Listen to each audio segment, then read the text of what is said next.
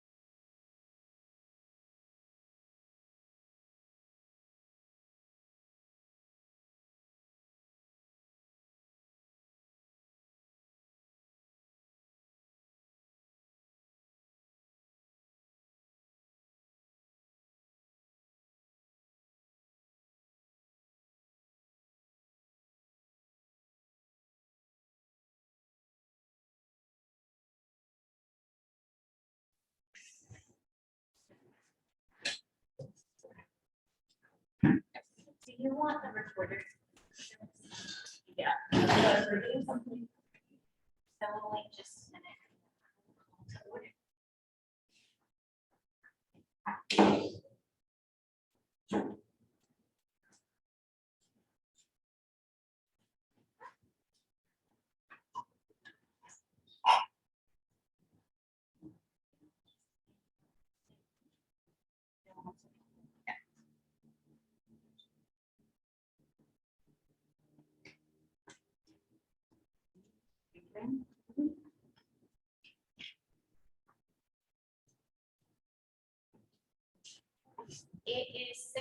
o'clock. I will now call to order the July 20th special session of the Amity City Council.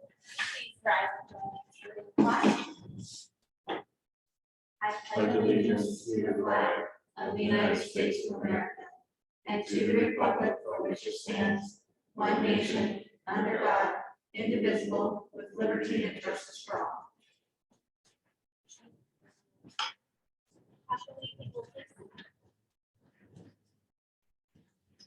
Councilor Bojorquez, present. Councilor Acie is absent. Councilor April May. Present. Councilor Goins. Here. Councilor Sandy McArthur, present. Councilor Denis Saucier. Here. And Mayor Richard here. So we have citizen comments and questions for items not on the agenda. I see no one in the audience and no one on Zoom. So we'll move on to new business, topic of the night, discussion of psilocybin. Okay,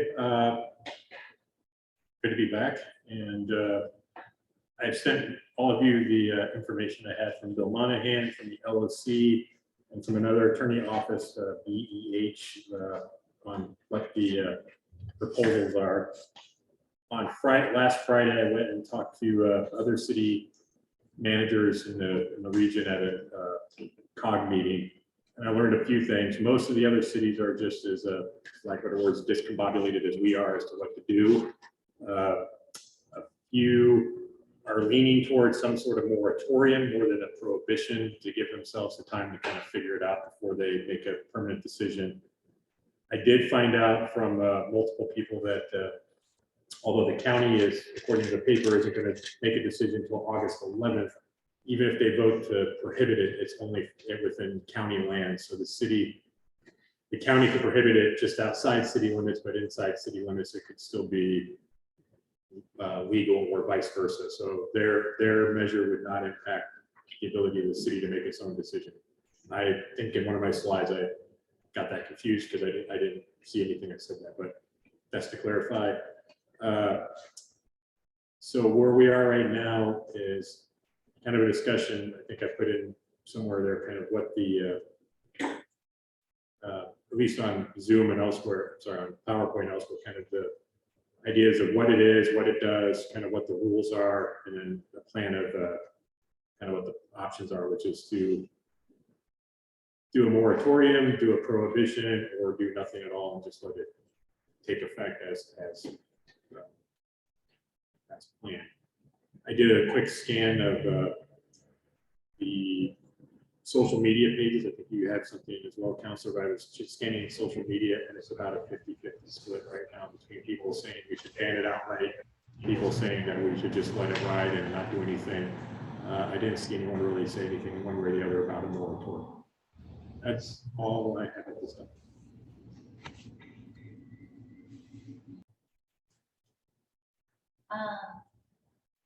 So some information I want to make clear, because it was an unknown before, is I called the county clerk's office today and I spoke with Drake, and she couldn't give me an exact number, but for the city to bring a measure to the ballot, it would be anywhere between $200 and $2,000. Her number being 2,000 was that's what it costs the fire district as well as the school district, but it's based on the number of voters, and so we could be less than that, but she doesn't see any reason why it would be more than 2,000. And a specific number can be forthcoming, she just couldn't get it to me today without running numbers. Sorry, that comes out of our budget? Yeah, that would be the cost to the city to have it. And then just a couple of numbers to speak to. So I looked at a statewide, this measure 109 passed with 55% in 2020, but in Yamhill County, it was pretty much 50-50. So it passed 50.26. So split. And then I just want to open it up for questions and discussion. Did you share your informal polling? So I was really surprised. I have talked to probably 20 people or so about this now, a really random group of people. And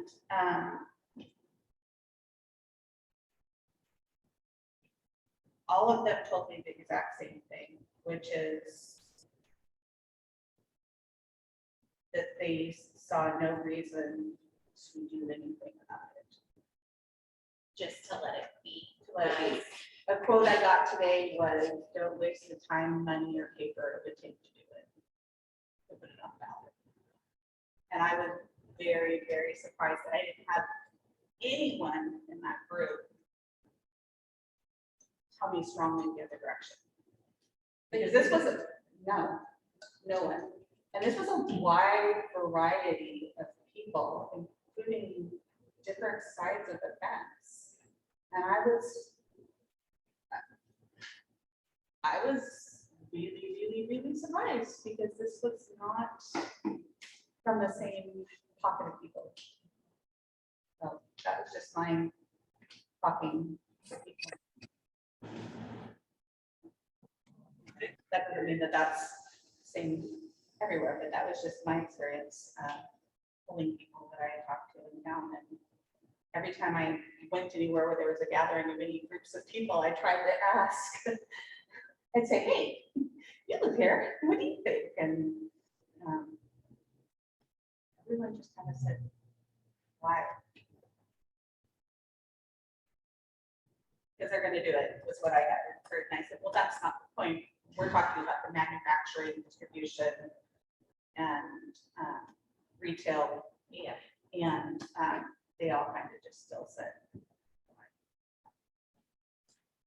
So another thing I wanted to bring up is, it was spoken about and even written, like, the cannabis property would be about the only place in town that could have a service center at this. And I just want to clarify that it won't be the same retail measures. It will have to be, you have to have a facilitator, it has to be consumed on site.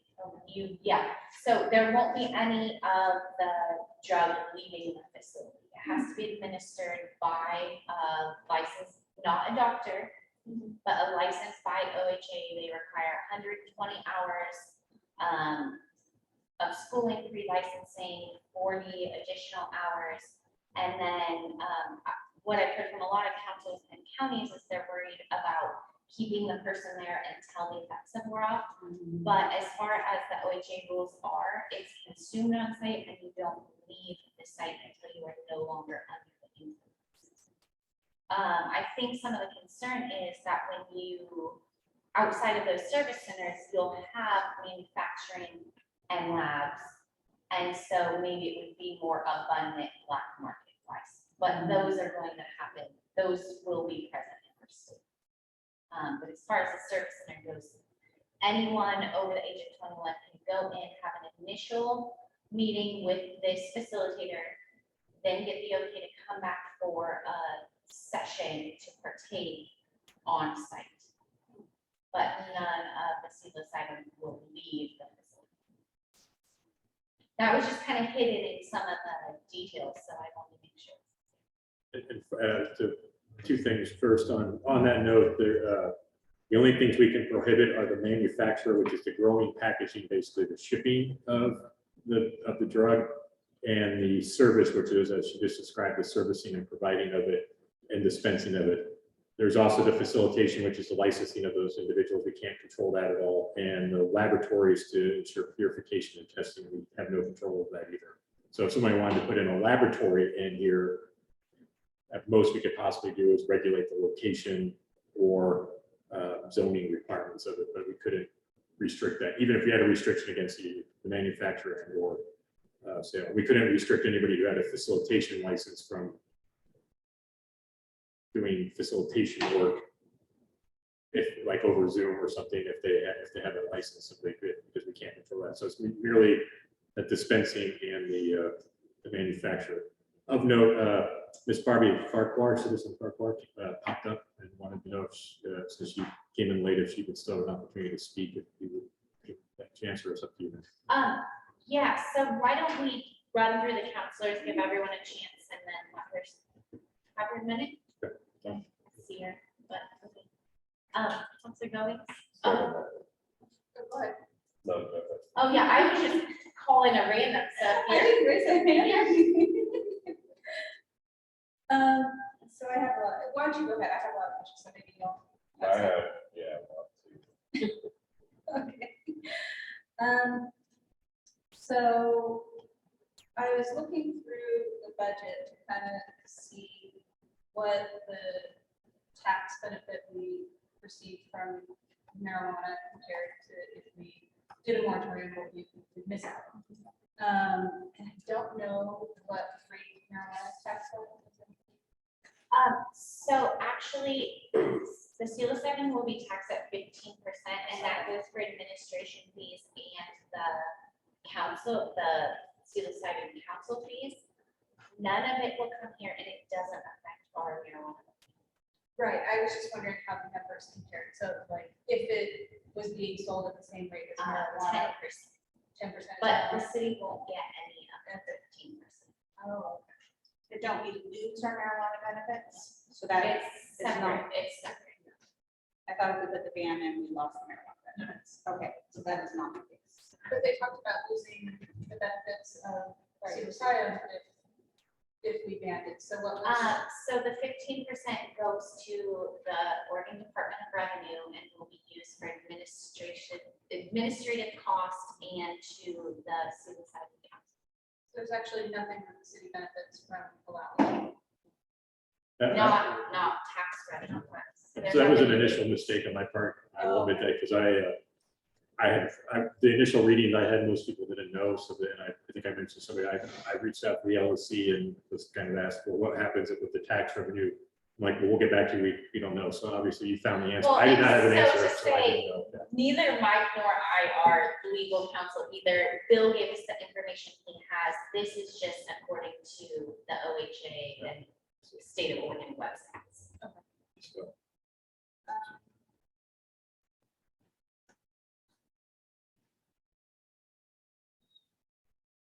Does putting a ordinance in place for the manufacturing, the locations that we would allow manufacturing, make it also go to vote, or is that just a city ordinance that? I was a little confused on that. as I understand it, manufacture can only be done in properly zoned industrial, commercial, light industrial zones. So that's very limited in our municipality to begin with. The only thing I saw that had a prohibition on location beyond that was you could not dispense within 1,000 feet of a school, which, as the mayor mentioned, currently allows only Canterburos. But when the middle school does finally relocate, goes away, there could be potential new retail spaces that would open, or just service centers that could open up further down, closer to the Amity market. We could, according to my research, we can restrict location and places, times, and manners only on the manufacture or sale or dispensing. But it has to be done in a limited manner, and it can't be seen as a backdoor prohibition of the process. So you can't say you can only be in this little area, then it turns out that area can't be used anyway. So we're like prohibiting it. So. Yeah, but to time, place, and manner, we could, through the planning commission, make changes so that at any time, without a vote, make changes so that this industry is only allowed in this zone. That's correct. And doing that wouldn't cause it to go to vote. No, that would just be through the planning. I was a little confused on that. And that is a regulation which we can do. The other times, for instance, we could say that those entities could only be open between 8 and 5, Monday through Friday. We could do something to that effect. That's a regulatory push. Or that manufacture could only be done on, only be done in certain spaces, as you mentioned there, King. And I was a little confused on their definition of what a service center was and a facilitator. The service centers are where people take the drug, and facilitators are personnel working for service centers. So aren't they one and the same, or The facilitator is the actual person.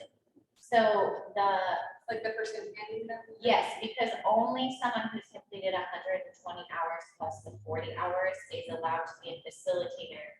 So they're the only ones that will have possession of it other than the person.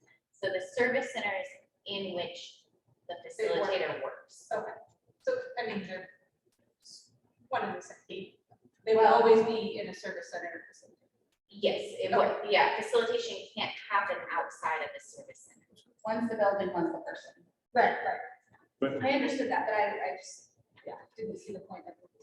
well, the distinction would allow for you to do facilitation in a hospital or in a home care situation or in a different sort of location with servicing and having and then what facilitating is allowing people that aren't medical doctors but have gone through that training to basically be able to give it out, but not just have the minimum wage employee that's sitting behind the cash register handing them out. So it's the two stipulations. But my understanding is facilitators cannot do the facilitation outside of the service centers. That's correct, but they can designate like medical centers and certain Yeah. home care as facilitation service centers, but that all have to be licensed and regulated through Yeah. OHA. So And then any other employees inside the service center will have different licensure to work there, but won't have to have the facilitator certification.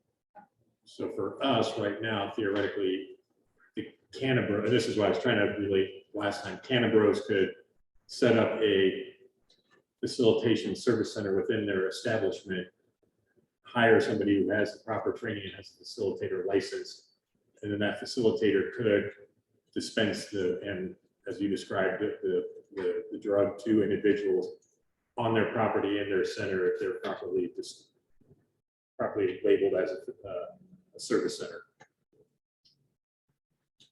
I think that's all the questions I had. Oh, sorry. What did the city do when this issue came up with marijuana? Pretty much the same thing we're doing, have a town hall meeting on each other. But I mean, like, did they just let it pass, or did they put a moratorium on it? Was that an option with marijuana?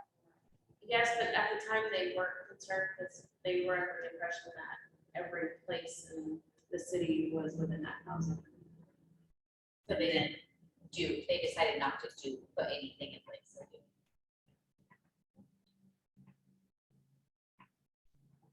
So by not putting anything in place for that, is that what allowed?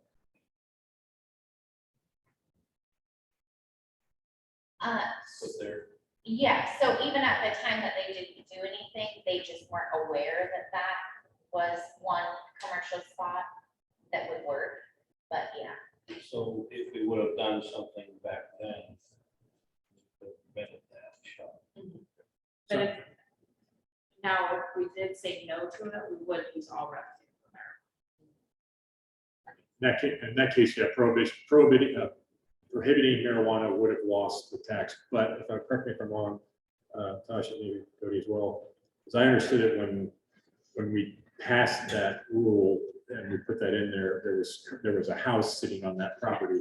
Yes. So no one realized that, well, there's already a house there, it's inside the bubble, everything's good. When the house came down and it became a vacant lot, somebody came in and measured it and looked at the law, and their lawyers basically said, well, we put the store at the very far end of the property, it's outside your 1,000-foot bubble, and therefore it qualifies. And that's how they were able to get Cannabros to go in there. But at the time when the house was sitting there, no one thought, well, the house is going to go away and then this business is going to come in. And that's the same, if the middle school is decommissioned, we'll lose that school facility, and so there could be more land outside of 1,000 feet of the school within city limits.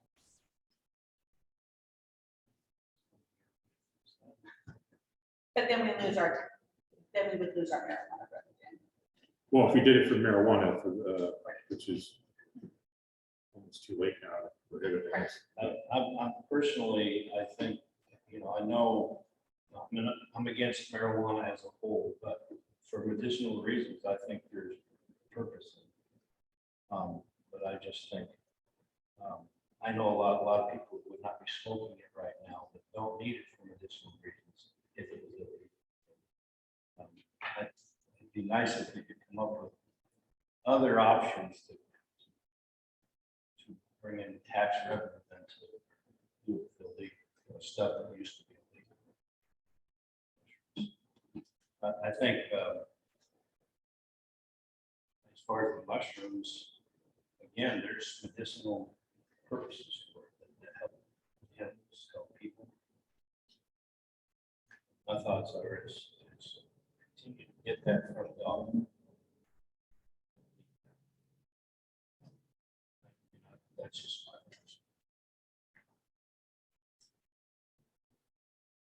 opinion. If there are needs for it. I don't think they can. I believe it's still Schedule 1, so it cannot be prescribed by a doctor. So this is a way to give people a controlled access to it in order to receive that care if they need it. And seizure people. I stand by my thought though that there's a lot of people that smoke marijuana that would not be smoking it. I did speak with the counselor in Bill, and I spoke with several people, and pretty much everybody said just leave it alone. They haven't brought it up.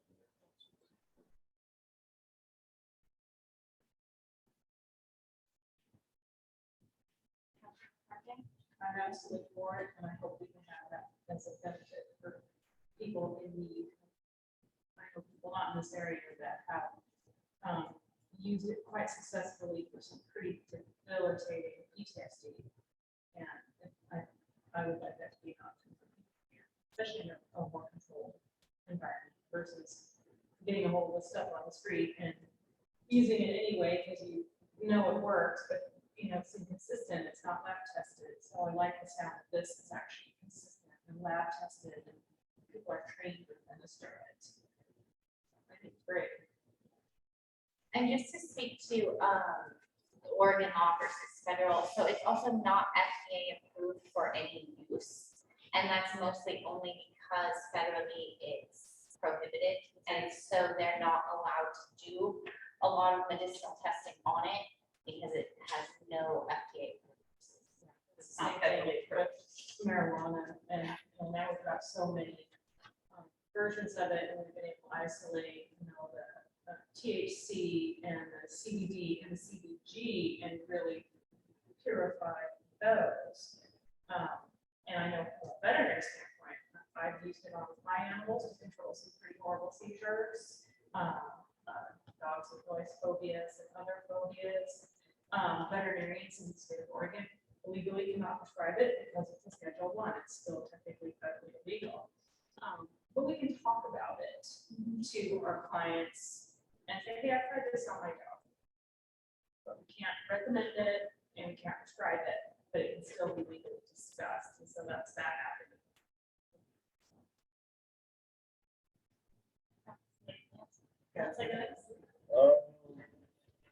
I'm just kind of blown away that we won't get any kickback like on the taxes.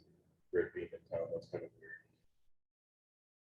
And then, how do they know how they're gonna dose? Like, how do they know? So one thing that is interesting is the OHA has this committee that's supposed to be working on it. Their rules don't need to be complete until December 30th. Yeah, and so they've had 3 listening sessions just this past month.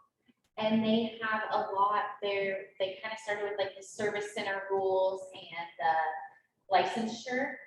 And now they're working their way down. So they have it decided that it will only be one single type of fungi allowable. They have not got to minimum, maximum dosing or any of those rules. The hope is, I mean, not the hope is, Doesn't this rule go into effect January? January 1st, they will start issuing licenses. Okay, so how are they gonna have people trained when they don't even have?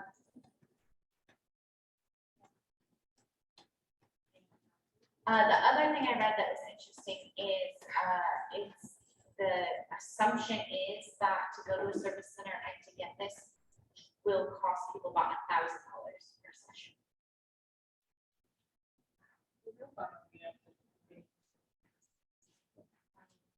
And that's not to speak to the cost to be licensed or to get your, you know, any of your It sounds certifications. almost cost prohibitive, especially for like a little place like we're gonna have here. And then there's also a rule in place that insurances and any Medicaid, Medicare, obviously any federally funded will not have to cover or be covering.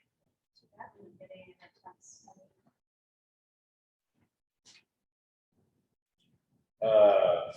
I also think if we don't get ahead of this and like figure something out and put some rules in place, then we'll have to follow state guidelines, and then it'll just conflict the change probably, I'm assuming, as years go on and they figure more out. So I think if we came up with guidelines in a plan now, would be more beneficial than just going with what the state does. Just the state of Oregon institution. Super organized. I'd also like to share my personal thoughts, but first, do we still have Bobby with us? Yes, yes, we do. Would you like her to speak? Bobby, would you like to comment?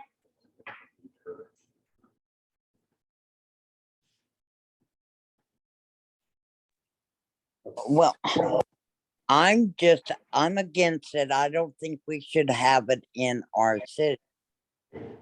So whatever can be done, but that's my personal opinion. I don't know what the rest felt. I think it's opening the doors to a lot more problems than what we have with marijuana.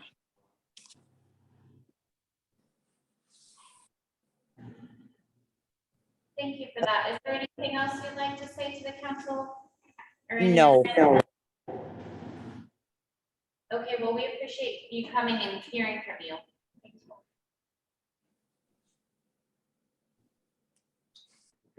She is muted. And I just want to share that I have some hesitation about doing nothing because of what I've read on the lack of rules and the lack of structure and implementation. Statewide, if this measure passed, it will be available, but we're talking about inside Amity city limits, having the service center or manufacturing. And like I said, they don't have the rules out yet. They don't know what the rules are going to be. I also personally don't have anything against it, and I think that it really will benefit some people. And the whole reason that they're putting so much, $7 million into this program, setting up this program, is to help people because there's such a mental health crisis here in Oregon. But if it was my decision to make, I would want to put a 2-year wait so we can see how it plays out in other places and give them time. Then we can look at those rules. And I think with the 2-year wait, doesn't it automatically go away so that in 2 years' time, then OHA could start issuing those?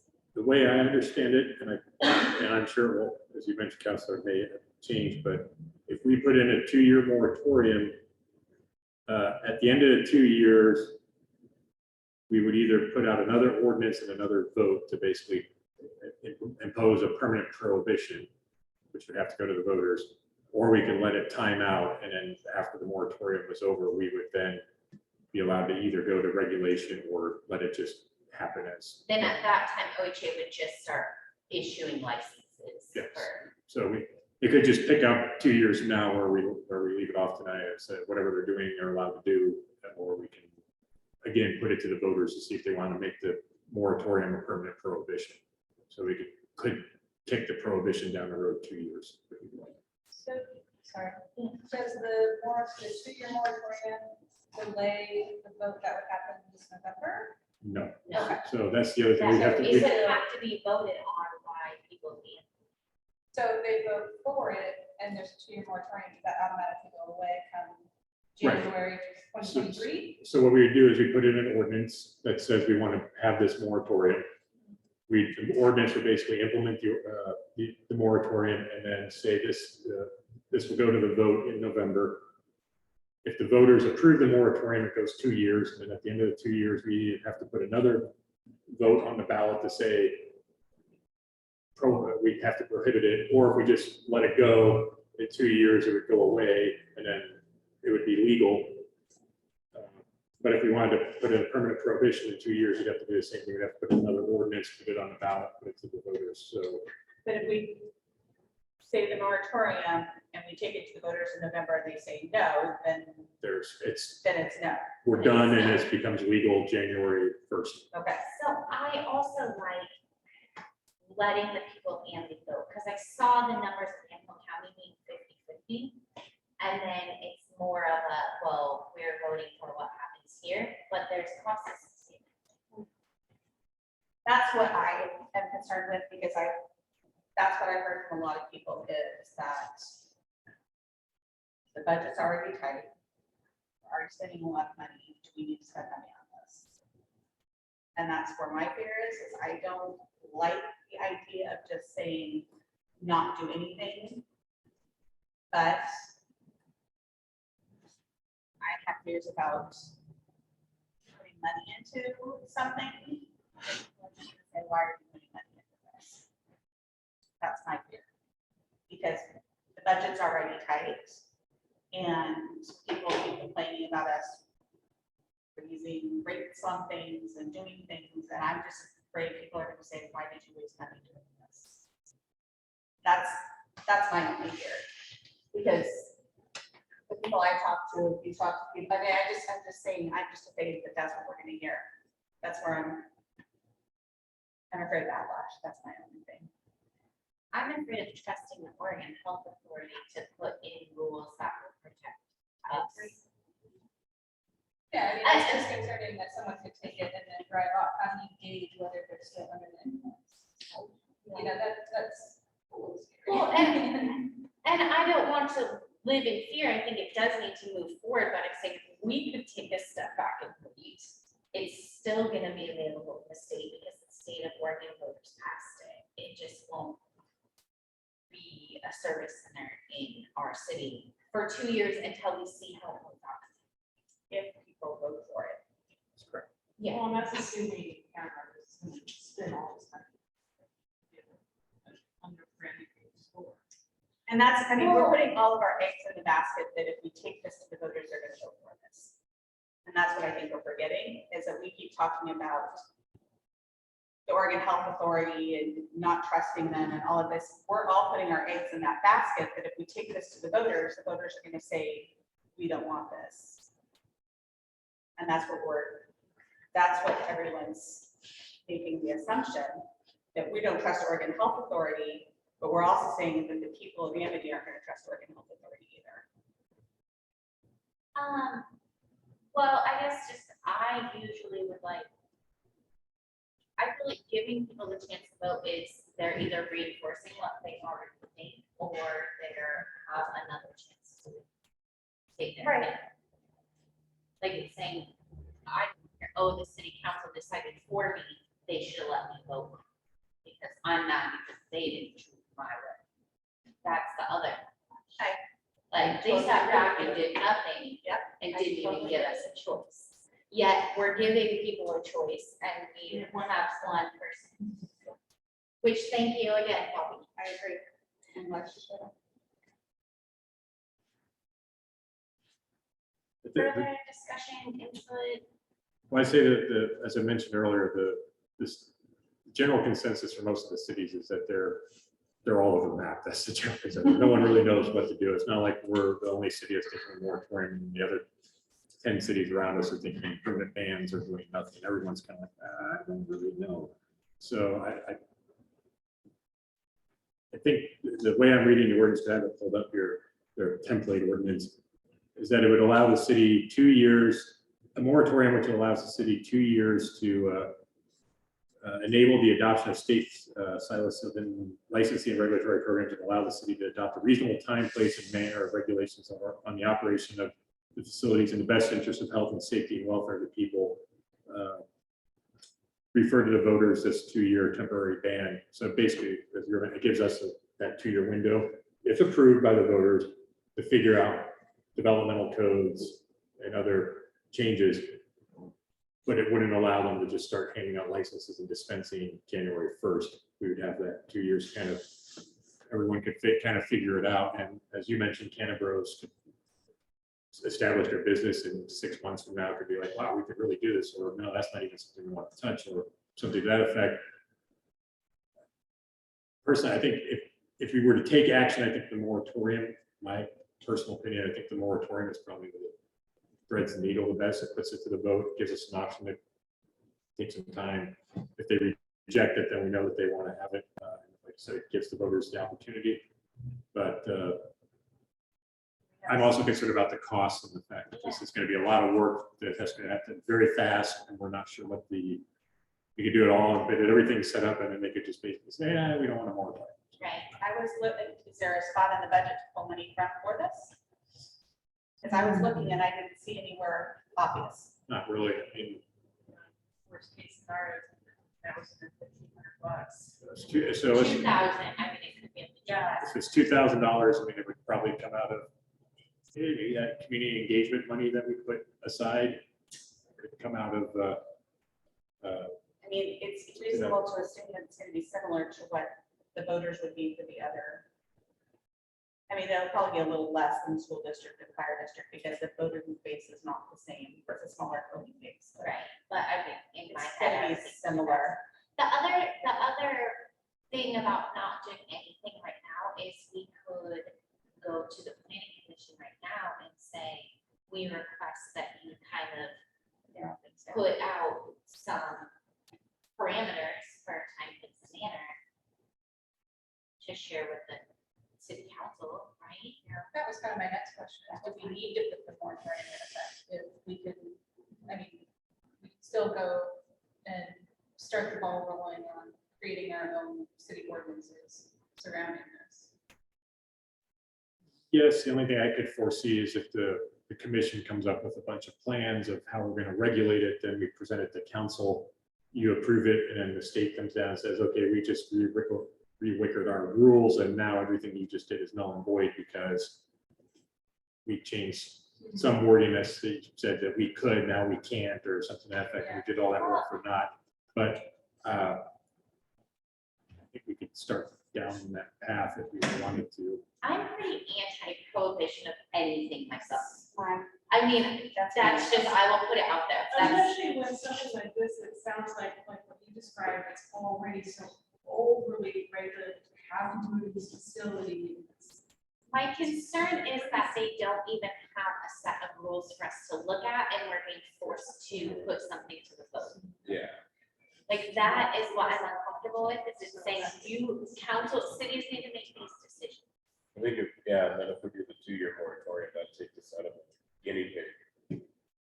Of cities that. I highly doubt that we would get one within the first year. I'm not sure. So they did, the one out basically is in 2 years, so it's every even election, versus every 4 years. So we theoretically could do nothing and then hope that the rules kind of stay the way they are right now, and in 2024, put this on the ballot as a prohibition or as a, I think at that point, you may not even do a moratorium anymore because it already get to a prohibition, but then you've had 2 years of people already kind of getting established and getting set up, and then it might be harder to do that prohibition later once it's already kind of loose in the wild. But they did say I think it's every 2 years, every 4 years, you could put you could put it to a, that's what it was, every year. So in 2024, we could put it to the voters again if we wanted to, but I think with each each election cycle, it's gonna get harder to put in a prohibition. That's just. my Are thought. we allowed to have a prohibition if we already have such an establishment within city limits?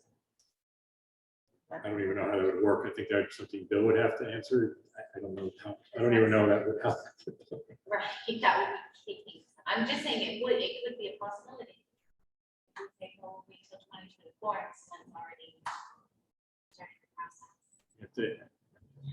I can't imagine, 'cause it might be seen as punitive. I mean, you could do a grandfather clause and create new ones. I mean, and that opens a week. I don't, that'd have to be a question for Bill Monahan. I have no idea. Personally, for me, I see opioids and alcohol way more dangerous than psilocybin. But that being said, I think my hesitation is more with the manufacturing part of it and any, again, total assumption or potential, any potential crime that may bring with a growing operation. Which I think that's something that maybe we looked at with the planning commission, like you said. I mean, who knows, maybe some big operation buys the school once it's vacant and makes, you know, I mean, we don't know. Yeah.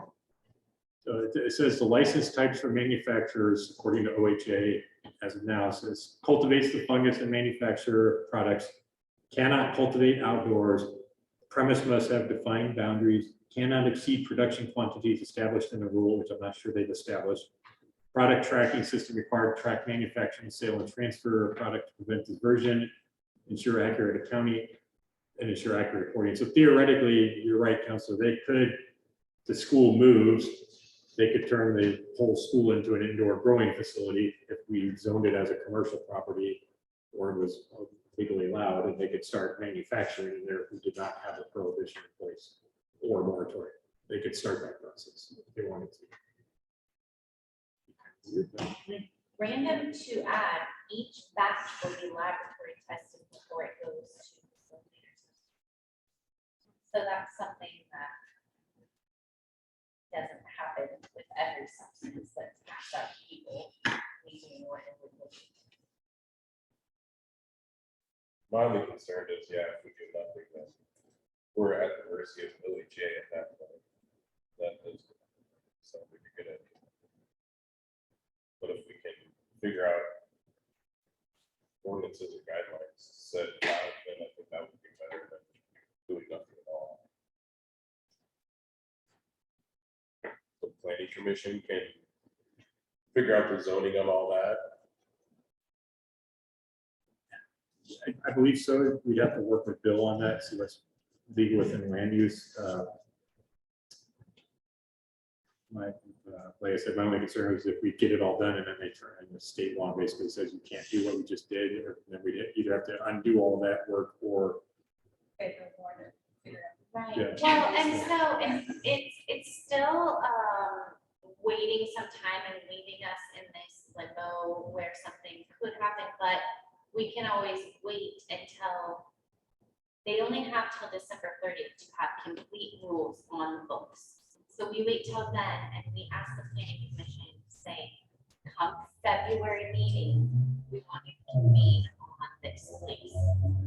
So it's not like they start right away, like, oh, we're gonna change things with the choppy rules that they have. It's that once the OHA rules are codified, as will be the law surrounding this substance, then we could curtail Amity's ordinances and zoning based on what they put in. And we always have 2024. That's possible. I mean, you could even start the ball rolling now with the planning commission, just to get have them start looking at it, start taking and get ready. So by January or February, they can just present something as opposed to start. I like your way of thinking, ma'am. The only problem is I think if we wait till February and then it takes until March, April, May or something to get something ready to go, then Right. that's 4 or 5 months where somebody's already established a facility or opened something, and we're now too late to the game. But I think that's a good thought process of maybe we can get the planning commission to go, and as soon as the rules are there, they can go, okay, we tweak it and present it. What are your thoughts on that, on doing nothing as far as a prohibition with council guidance to our planning commission? Do you feel like that would be strong enough for the protection that might be needed? I don't know, it strikes me weird that OHA doesn't have to have the rules out so late in the game, and then it's a couple days later. It's just really weird. They had 2 years, yeah, that's.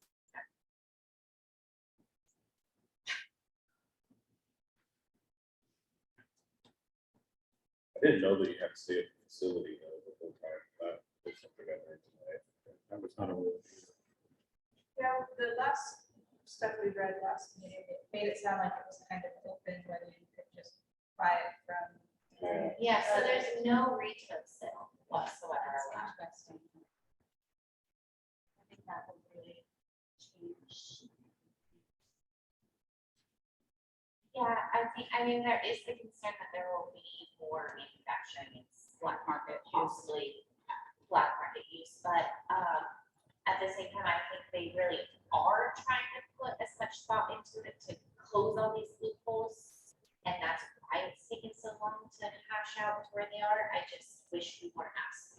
I wish we weren't put in this position before they had established final rule. And I mean, January is them accepting applications, not necessarily. Right. So it's One thought to me, you're saying, according to these current rules there, they have to consume on site. So is it only for human consumption when you're mentioning animals? So they're not allowing it to be sold for it? Not that I'm aware of. I guess my only concern with on-site would be, I think you might have brought it up, Councilor Dyche said, they consume it on site, then do they have to remain there until the effects wear off? Actually, I think you asked that question. The effects, or can they take it, wait 15 minutes and then get in their car and drive, but they're still under the influence, and now we. Supposedly, from what I read, is they are not to leave the service center until they are not under the influence. I mean, the facilitator would be the one to make that call. I don't know the nuances of it, but in writing makes sense until the effects of wore off. I mean, I guess technically, if our deputies could still, if it was at Canterbury's was where they decided to establish one and put one in there, I guess our deputies could sit outside Canterbury's and just hit people for DWI or DUI or something, but. If they give them reasonable costs, I think they might be under the Right, influence. and you know, if they're gonna be issuing licenses for people to dose the stuff out, they're gonna at that point know, and we already kind of know scientifically, that we follow this stuff for years, is we know generally it works on these receptors, it takes as much time to wear off. If you're giving this much dose, they're gonna go, well, in 4 to 6 hours, say, for argument. We know, so they're not gonna be able to release until at least that time frame from the known half-life of the drug. So it's not, and then you'll have other side effects, like some of these drugs will give you like, not using the scientific terms, but that pupils will either, so some drugs are restricted, some they relax, well, might be case, but that's another sign. And they're also, if they do something wrong and they let somebody out and they cause an accident, that person will probably lose their license and the facility will probably be liable to it. So I'm pretty comfortable coming from a medical background, having a medical license. That's gonna be really heavily regulated and documented and insured, and I'm not too concerned about that.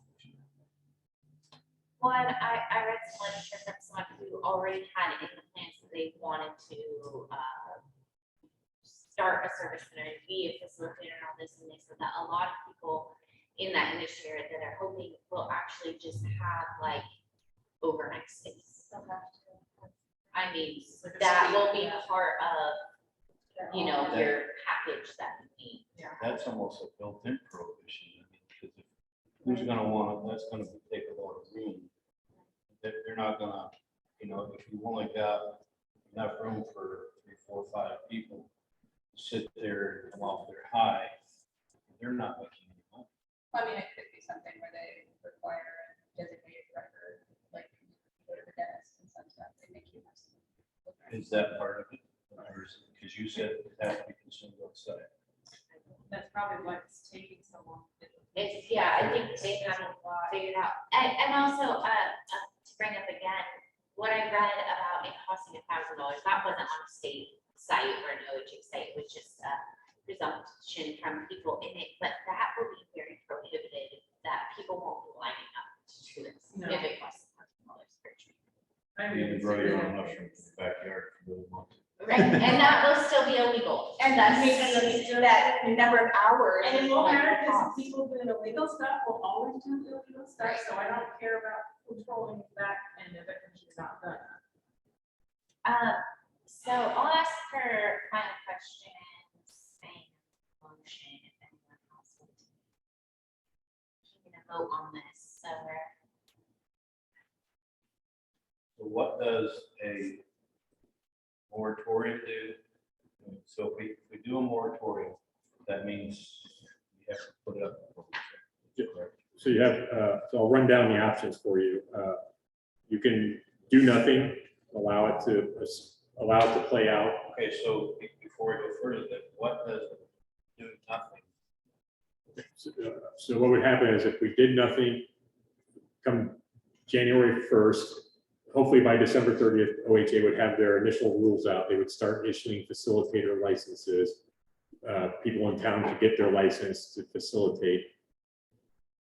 A business could come to us on January 1st and say, I would like to establish a service center within your community, as long as it meets the 1,000-foot prohibitions, or basically the or manufacturing center inside the city, and say, I would like to do that, as long as it meets our zoning requirements, and they could start that process through the planning commission or through the business license process to get that going. People in town could go then to facilities that are licensed or established and start using that substance come January 1st. And then as the rules change or evolve, then we would just kind of adjust accordingly as we went forward down the path. So if we didn't do a moratorium and let that happen, then the moratorium would prevent them doing that. But Yeah. if we don't do a moratorium, then they could, someone could come in Yes. January. Well, yes, within the legal limits that they'd have, if they wanted to build a new building, they would still have to go through our planning department and our design standards, and they would still have to do all the building compliance and get that established. That could be, but they could come in January 1st and start that process if they wanted to, if there was nothing on the books. As Councilor Dyche mentioned, we could do the whole process starting with a ballot initiative, getting it on the books, getting it established. This is option number 2 for the moratorium. Put it to the voters on November 7th, and the voters could go, and then we go right back to what it would be if we did nothing at all. Or if they say yes on the moratorium, that gives us 2 years where you can't have any of those establishments in the city. And we would have that window of opportunity to either come up with new rules, see what the rules are, figure something out, or decide, well, this really sucks. We do want to put a moratorium to the, I'm sorry, a prohibition to the voters in 2024, and that give us 2 years to get that organized. So And we would be outright, bringing something back to the voters again and having to pay for another ballot initiative. potentially in 2 years if you want to do it. Or the other option is you just let the moratorium run out, and then come 1 January 2025, it would be exactly like it was on 1 January 2023 if we had done nothing at all. So that's the, and then if we put in a prohibition, we could establish the prohibition. Same thing with the voters, they could go yay or nay. If they say yay on a prohibition, it's just prohibited until indefinitely. Or we could, they could say, no, we want it, and again, it goes back to doing nothing. But if they say we want to prohibit it, we could put in a prohibition. And then theoretically, at any election in the future, we could then decide to put it to the voters to repeal the prohibition if we so chose at a later date. So I think the only caveat is we have to, if we want to put in a moratorium, it has to be on every even year election cycle. But theoretically, we thought this sucked and we wanted to have them, we could repeal the prohibition on any election cycle if we wanted to go through, but it'd have to go again back to the voters. I hope that answers your questions. It's kind of convoluted, but there's multiple branches and sequels to this, but I appreciate your knowledge base. Yeah. and it could change. I mean, we could start down one path and then as OHA, as Councilor Dunlap says, OHA does a hard right on something or a hard left and we go a different direction. Then we're like, ooh, this no longer applies and now we're screwed until the next election cycle or we've done all this work for nothing. So just to be clear, and I apologize, I don't mean to ask too many questions. But I don't understand. So the moratorium, you said if they vote yes, then nobody's allowed to put one in? No one is allowed to establish any manufacturing or service centers within the city for 2 years. After the 2 years, you either have to go back to the voters to extend it into a prohibition, or it would go away, and then they could start those two things, manufacturer or service centers, in 2 years' time. But that's all. But regardless of what we do, as I mentioned earlier, laboratory licenses, facilitator licenses, and consumption would all be legal. So, for example, Councilor McArthur could take her dogs just down the road or to Corvallis and get her mushrooms there and bring them back and use them here. And we can't do anything about it because that's not something we can prohibit. Right? So it's just literally the service centers and the manufacturer within city limits. I hope that makes sense, everyone. Did I miss anything there, Tim? I think that. Thank you. I hope that answers your question. It's kind of a weird. You can almost diagram it out. Right, so the decision before us really is whether we're putting something on the ballot. If we're voting for a 2-year moratorium or a prohibition. That's why this is kind of speeded up, is we have cutoff dates. to Get that done. You would have to go on the ordinance on the next. But either one could be appealed, am I correct on that? It would definitely, so if council voted for it, we would definitely pay to get it on the ballot. And then it would be up to the voters. That's where it begins to come. Yes, so if we voted for an ordinance, we would have until August 19th to put the notice out of the intent to put it on the ballot. And the voters have between August 19th and September 8th to appeal our intent. It's the ballot measure, she's exactly right, but the ballot measure in and of itself is a very convoluted process. But our first cutoff is we have to make the announcement by that date. If we don't make that date, then we can't even put it on the ballot to do anything else. And to do that, she's absolutely right, there's an ordinance that we'd have to put out. We were discussing this before the meeting, since we've done these single day vote ordinance approvals in time sensitive matters, you could get an ordinance put in front of you on August 3rd, and you could vote in the ordinance approving it. And what that ordinance basically states is that the city is going to go through with this process of a moratorium or a prohibition. The ordinance authorizes city staff to start down this process, expend the funds, do this work, and then establish that will go to the voters in November. And that's basically what the ordinance allows. So. And I think you can, the rules for having a first and second reading at the same meeting is that you have to notice it 10 days before with no changes between the readings. I think it's 10 instead of 7 or something odd, but we could get it done. We'd have to put it in the, it'd have to be in this upcoming Tuesday's newspaper ad on that one.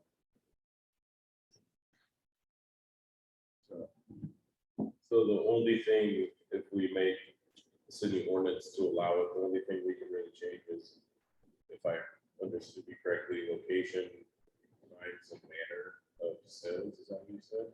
That's how we can regulate it. So we can do the outright prohibition, which is that you can't have any of them in there. But if you want to do regulation, and it's take that 2 years to develop them, that's correct. You can only do, according to this, time, means, and location of the, of those, of either manufacture or servicing. So we could basically, for instance, we could say a service center can only operate in the city from the hours of 8 AM to 5 PM. Or we could come up with a rule that says you can only do these in commercial zones, or it can only be put in, only in operations Monday through Friday, Or but like not weekends. manufacturing must be an industrial. Or manufacturing can only be in a light industrial or industrial zone area. You could put that in there. Now, to a certain extent, some of those things are already kind of baked into our development code, like I don't think the schools zone anything close to industrial, so if they were gonna come in and do like this industrial indoor farming, they couldn't even do it in the school unless they went through and got the zoning changed. But we could have the regulation in place that says, no, you can't change the ordinance to do this, or change your zoning and have that regulation in place, or something like that. But something where you're talking about maybe having an overnight capacity for putting a timer, daytime time restriction on something that could turn into an overnight thing I thought of that too. would be. But it's that backdoor prohibition where we're not allowed to make our time, place, and manner so stringent that it actually prohibits by way of that, by saying like, you're only allowed to open 4 hours a day when we know that they need 8 hours of operation. You can't do that. That's what I'm saying. Well, So- I think you could do like an 8 to 5 or Monday Right, through that's Friday 8 or something, hours. but you can't, yeah, you couldn't say you're dead, or you couldn't make it so narrow that as. Right, but I'm just saying, by limiting it, saying not overnight or something, I think that would help if we were able to put that into the development code. Yeah, it's- Or, you know, at least put in like a 10 PM or a 9 PM limit or something like that. I don't know. But like, it's started to seem until 11. Okay, 4/11. It's your grandfather. The Amity Market's like the only liquor store in the county that's allowed to stay open. Oh, late. yeah, they are. we know. Yeah, so. You know. I don't know how that happened, but yeah, we could do it. What if we like adopted a broad ordinance that kind of like had vague rules, kind of like the state put out? We could later go back in and fine tune those, amend that, right?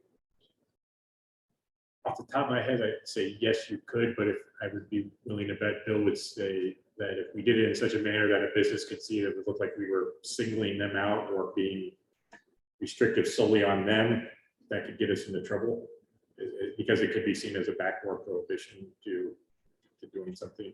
So we would, how I would see this going out is you could say all alcohol, except for Amity Market, anything licensed by OLCC has to be closed by 11 o'clock in the town. And then that would hit Mikey's Pizza, the wine cellars, the Canabros, Dollar General, they would be blanket to all of them. But we just said, if you're a magic mushroom distributor, you need to be closed by 5. I think they would probably go, yeah, that's a backdoor prohibition. But even so, so regulation is still kind of fraught with some peril, but I think that's still an option we could pursue. And the moratorium would give us 2 years to figure all that out and try and sort it through through the commission, the planning commission with the attorneys, then through the council, and maybe hold public hearings. So that's an option there. But we could also do like Rachel was saying and do the same thing Yes. and work it out with planning commission without doing it on. Yes. With the knowledge being that as it stands. It may not.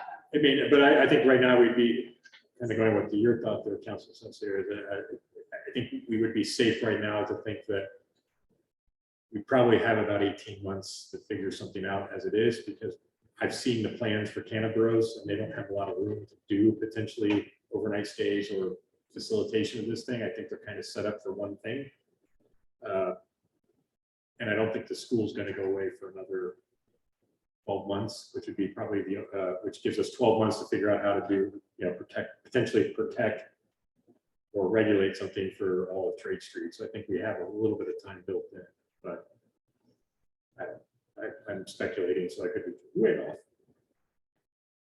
I'll say it again, none of us are lawyers, we're not experts, we're not law. Doing our best. One more time, I'm gonna call for a motion.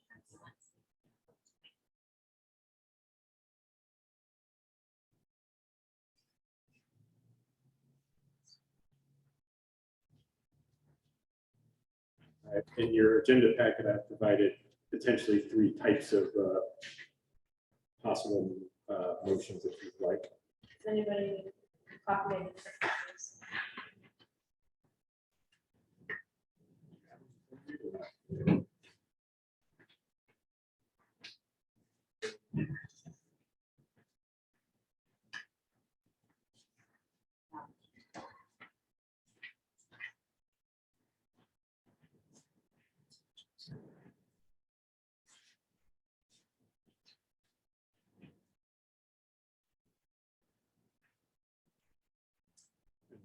Letter B, temporary prohibition, that is the moratorium.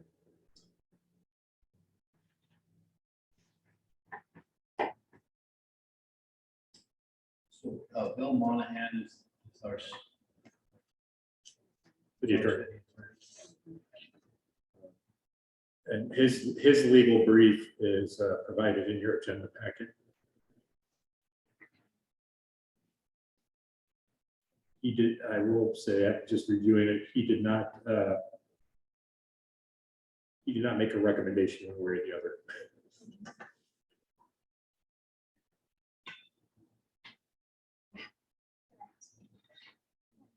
So if, let's say we do nothing and we put it to planning to start working on something and we request that they come up with something in the January meeting and provide it for us. And then they have, you know, the rules that came out in December. They can look at it in January, come up with a plan after having these months to kind of have everything plan. And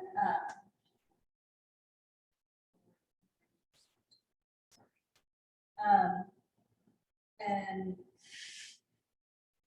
then they formulate something. During that ordinance process, do members of the community still have a chance to appeal it, or they do, right? Yeah. They would have the normal planning process, public hearing opportunities to propose or provide So we're still commentary. giving the community the chance to speak up. Yes, and then I'd have to ask Holly, but based off experience of what we've already changed in the code, it would have to come back to council anyways. So at some point you would probably either have a normal council meeting in which they could make commentary, or potentially, I think, would have to hold a public hearing, which would allow opportunity for people to come in and speak for or against the proposed development code changes or other ordinances that we intend to implement in the city. So. Right, so I mean, if we tell planning to come up with something, and the time it takes and all that, we probably not have an ordinance in place till Q2. Mostly. You mean through what planning department does? Right, and council. And if we were thinking about needing to put something on a 2024 ballot, for some reason, let's say OHA goes crazy. Just saying.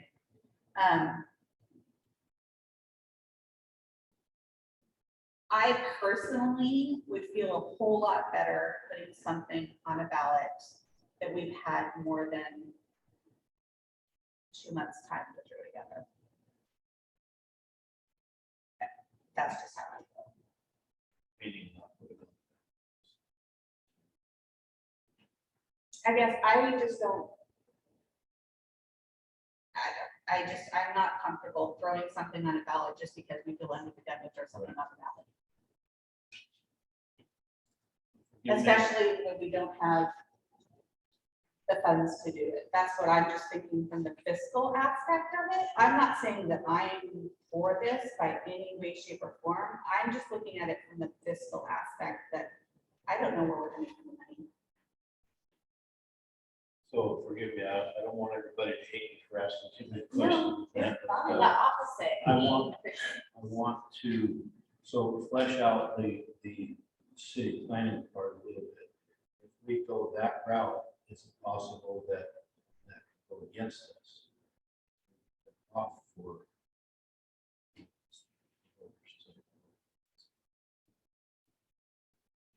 Well, I guess if I understand your question correctly, Mr. Bojorquez kind of described the process accurately.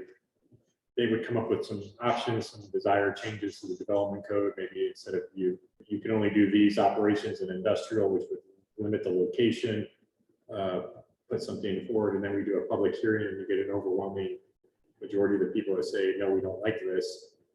You could abandon those changes at that point and not follow through with The it. signage, but we're planning to with the size, we discuss it further. Change the size from their recommendation. So are you asking if there's places that we could stop this process if we got it? Well, just, I guess I've expressed my feelings, but I'm not, I'm here for the people, not for. Want to have balance, so I just want to know that I don't like is there an insecurity in going to the planning department, or do we feel that's a pretty safe route? Maybe I'm explaining myself good enough, but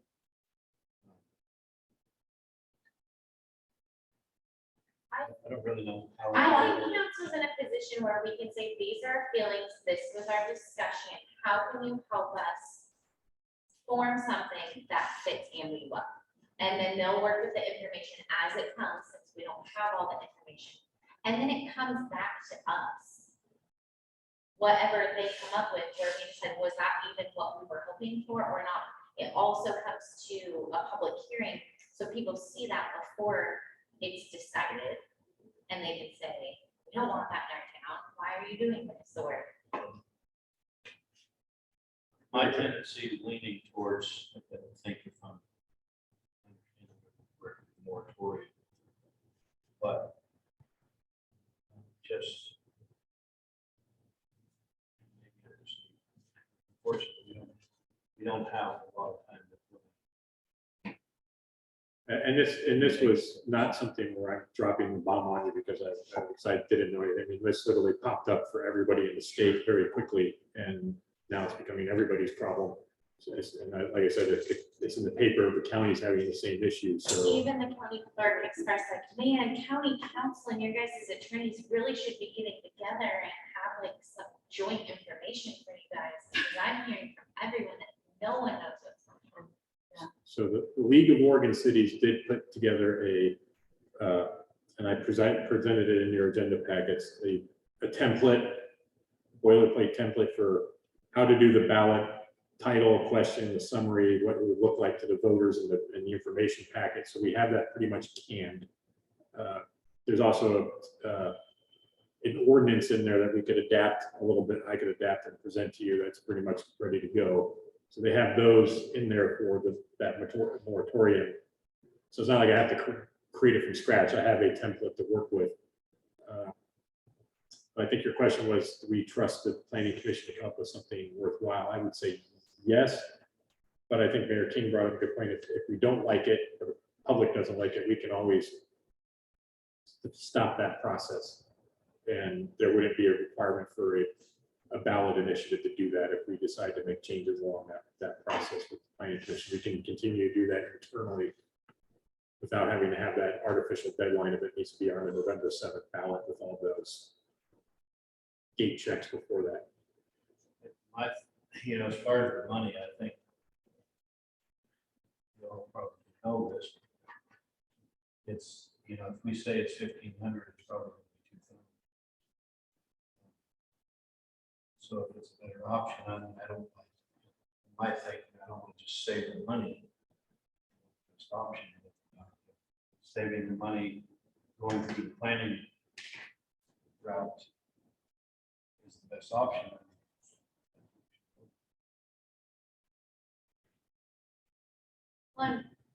What I've heard from other places is that counties that are putting on the moratorium are mostly for land use issues. That's why they want to wait, because as a county, they need more time to figure out land use. But I think that is something, because we don't, if we chose not to take that time, it would be something that the planning commission could start their framework right away as these roll out and have a really good understanding by the time the first.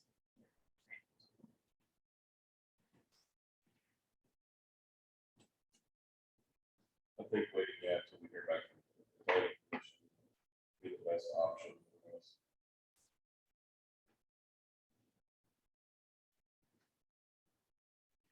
We should vote on. I move to allow psilocybin in the city of Amity per measure 109 and direct the planning commission to start working on framework on ordinances. Thank you. Start working on a framework of ordinance. What she said. Is that what you need? Would it be Is that- ordinances, or would it? be Or framework of development code. It could be either, because as we did the last development code, there's an ordinance attached to that approves those development codes. Whatever works. So I think that Okay. that's sufficient there. Yes, okay. Second. Okay, I have a motion, second, to allow psilocybin in the city of Amity per measure 109 and direct the planning commission to start the framework for an ordinance and development code changes. Any further discussion? All those in favor, please signify by saying aye. Aye. Any opposed, please signify by saying no. Motion passes. Thank you all.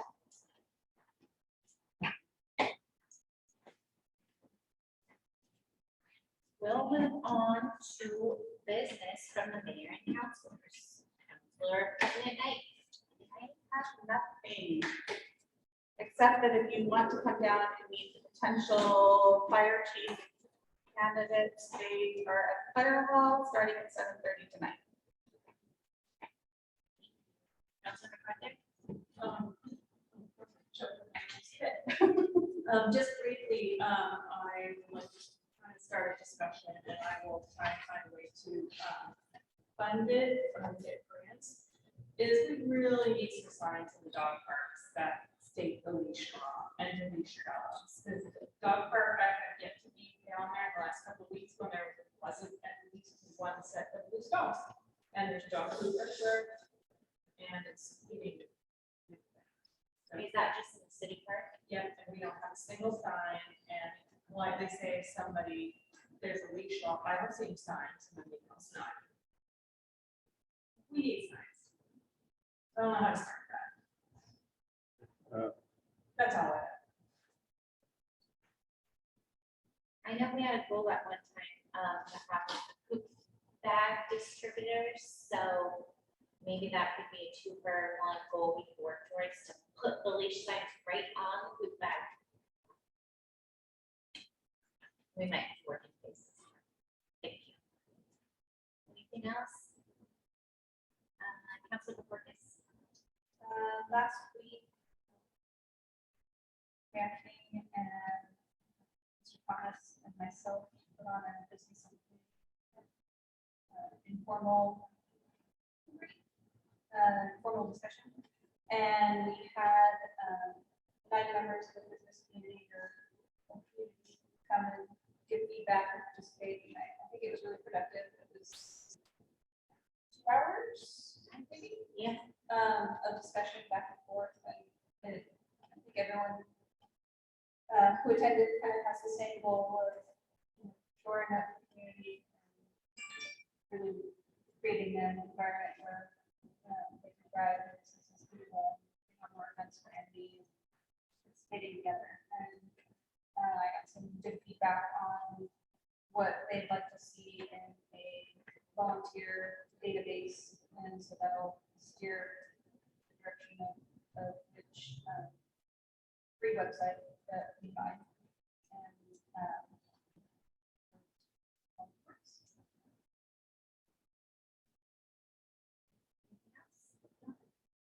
Any questions? Councilor Dunlap is not here. Councilor Saucier. Councilor Douglas. I got nothing. I don't have anything back this evening. At least not that's coming tomorrow. My notes, I really, Council meeting on the 3rd. Next summer reading program is the 10th, I believe. yes. Actually, I did want to bring up the fact of the upcoming election, and there's 3 councilor seats that will be up for reelection. And I don't know if you guys have gotten the information how to rerun their positions, like as the election packets. What is the last date for that? Last date to file. 20th of August. August So we have about a month. That's exactly a month. Right, and that is all. Anything else for the good of the order? Ask for- There's, I think, the deadline to let me know.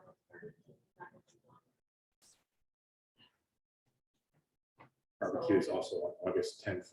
We're going to go from about 1 to 3 p.m. because the summer reading program starts at 3:30. Guys can let me know. I'll give you until tomorrow. Wander on it. I need to know tomorrow, Riley, so I know when I come back, let's prepare for it.